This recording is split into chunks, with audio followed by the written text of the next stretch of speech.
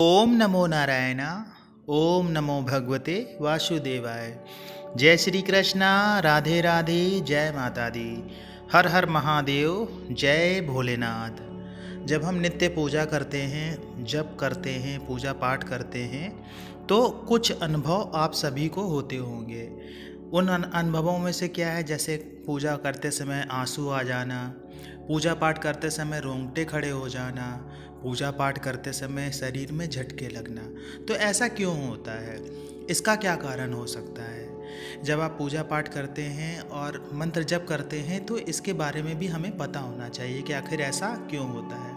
आप में से बहुत सारे व्यक्ति ऐसे हैं जो इस बात का अनुभव कर चुके होंगे और इस बारे में जानते भी होंगे कि ऐसा क्यों होता है, लेकिन आप में से बहुत सारे व्यक्ति ऐसे होंगे जो इन बातों का अनुभव तो करते होंगे लेकिन उन्हें इस बात का ज्ञान नहीं हो पाता होगा कि ऐसा क्यों होता है।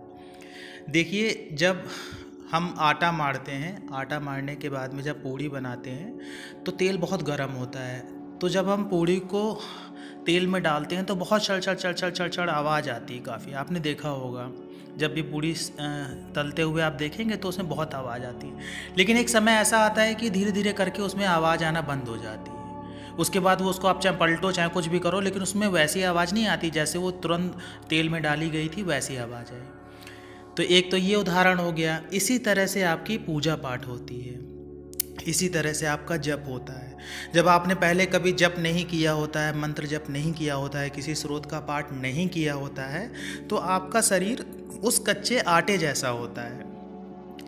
अब क्या होता है कि पूजा पाठ में जब आप कोई स्रोत का पाठ करते हैं या आप मंत्र जप करते हैं या पूजा पाठ बहुत ज़्यादा करते हैं तो क्या होता है कि आप एक तरह से ऊर्जा को अपनी तरफ आकर्षित करते हैं या आप उस ऊर्जा के क्षेत्र में प्रवेश करते हैं। एक ऐसा पटल खुलता है ब्रह्मांड में जहाँ पे ऊर्जा ही ऊर्जा होती है। उस ऊर्जा में आप ये सोचिए कि वो एक तला हुआ गरम तेल है जिसमें आप एक पूड़ी बन के जा रहे हैं। तो आपके शरीर में जब वो ऊर्जा आती है बहुत तेज़ी से, तो उसे किसी न किसी रूप में आपका शरीर स्वीकार करता है, कभी कभी स्वीकार नहीं कर पाता है। तो क्या होता है, हमें झटके से लगते हैं, हमें झटके लगना शुरू हो जाते हैं। अभी बहुत सारे लोग ऐसा कमेंट्स करते हैं या इस तरह से पूछते हैं कि हमारे शरीर में झटके क्यों आते हैं। हम 1.25 लाख मंत्र जप कर चुके हैं, या हम ये कहते हैं कि हम रोज़ 100 बार मंत्र जप करते हैं, 100 माला करते हैं, 40 माला करते हैं, 21 माला करते हैं, इस तरह से कहते हैं। तो इसका अर्थ क्या हुआ कि बहुत बड़े वो ऊर्जा क्षेत्र को अपनी तरफ आकर्षित कर रहे हैं। अब होता ये है कि हमने पहले तो कभी किया नहीं होता है, हमें जिज्ञासा बस या हम किसी लालसा बस, जैसे हमारी सांसारिक लालसा होती, सभी की होती है, मेरी भी है, आपकी भी है। जो भी व्यक्ति संसार से जुड़ा हुआ है, गृहस्थ है, उसकी सांसारिक लालसा होती ही होती है, इसमें कोई गलत बात नहीं है। तो सांसारिक लालसा से जुड़ा हुआ व्यक्ति जब कभी भी मंत्र जप के प्रति आकर्षित होता है कि हाँ मेरी ये मनोकामना पूरी हो जाएगी, ऐसे में क्या होता है, वो जप की संख्या बहुत ज़्यादा करता होता तो शरीर उसका एक कच्चे आटे जैसा ही हो, क्योंकि उसने ऊर्जा उतनी कभी सहन नहीं की होती, ना ही उसका शरीर उतनी ऊर्जा सहन करने लायक होता है। शरीर का अर्थ है जीवात्मा। जीवात्मा उतनी ऊर्जा सहन नहीं कर पाती है। तो क्या होता है कि जब वो एनर्जी आपके अंदर प्रवेश होने लगती है तो आपके शरीर में झटके से लगने लगते हैं। इसीलिए अगर आप शुरू में ही बहुत ज़्यादा जप करते हैं तो बहुत ज़्यादा जप नहीं करना चाहिए, पुरुषचरण करना चाहिए। जैसे मतलब शुरू में आप थोड़ा थोड़ा जप करिए। जैसे आपने कभी जप नहीं किया है तो आप 1 माला से शुरू करिए, 1 हफ्ते तक 1 माला ही करिए। उसके बाद में आप 2-3 माला कर सकते हैं, फिर 5 माला करिए। फिर थोड़ा सा समय आपको जब हो जाता है तो आप 11 माला कर सकते हैं। 11 माला करते रहिए। 11 माला करने के बाद आप 21 माला कर सकते हैं। धीरे धीरे करके अपने जप की संख्या को बढ़ाइए तो आपको इस तरह से अनुभव ज़्यादा नहीं होंगे, जैसे शरीर में झटके लग जाना या मतलब शरीर हिलने लगना, शरीर में कंपन शुरू हो जाना। कुछ लोग कहते हैं कि शरीर में कंपन होने लगता है, तो कंपन होने का भी एक यही कारण होता है। लेकिन जैसे आपके अंदर ऊर्जा संभालने वाली एक जो शक्ति होती है वो पैदा होने लगती है, तब आपको ये सारे अनुभव होना थोड़ा सा कम हो जाते हैं। कहने का अर्थ यह है कि आप सिद्धि के मार्ग पे बढ़ना शुरू हो जाते हैं।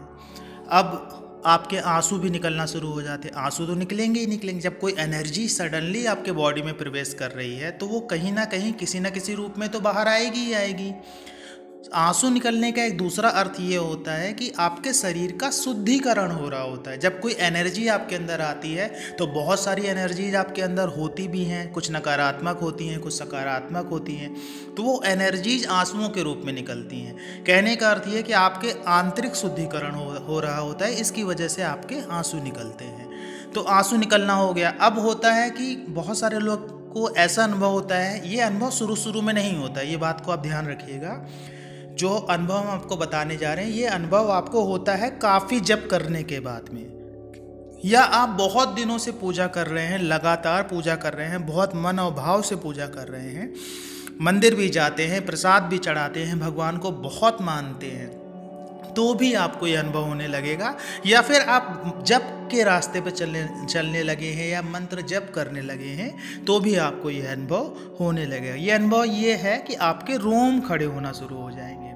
रोम खड़े कैसे होंगे? जैसे ही आप भगवान का नाम लेंगे, आप भगवान भोलेनाथ के भक्त हैं तो आप भोलेनाथ का नाम लीजिए, आप हनुमान जी के भक्त हैं तो हनुमान जी का नाम लीजिए, आप माता रानी के भक्त हैं तो आप माता रानी का नाम लीजिए। आप इस बात को महसूस करेंगे कि जिस रूप की आप उन पूजा करते हैं उस रूप को सोच के जब आप उनका नाम लेंगे तो आपके रोम खड़े हो जाएंगे। और ये हर बार होगा, ये घटना जो है हर बार घटेगी। ऐसा नहीं है कि सिर्फ एक बार हुआ दूसरी बार नहीं हुआ, हर बार घटेगी। जैसे ही आप अपने आप में आंख बंद करके उनको याद करके जैसे ही उनका पूरी श्रद्धा से नाम लेंगे वैसे ही आपके रोम खड़े होंगे। आप इस बात को महसूस करिएगा। बहुत सारे लोगों को ऐसा होता है, बहुत सारे लोगों के पास में इस तरह की सूक्ष्म शक्ति होती है जो उन्हें पता नहीं होती है।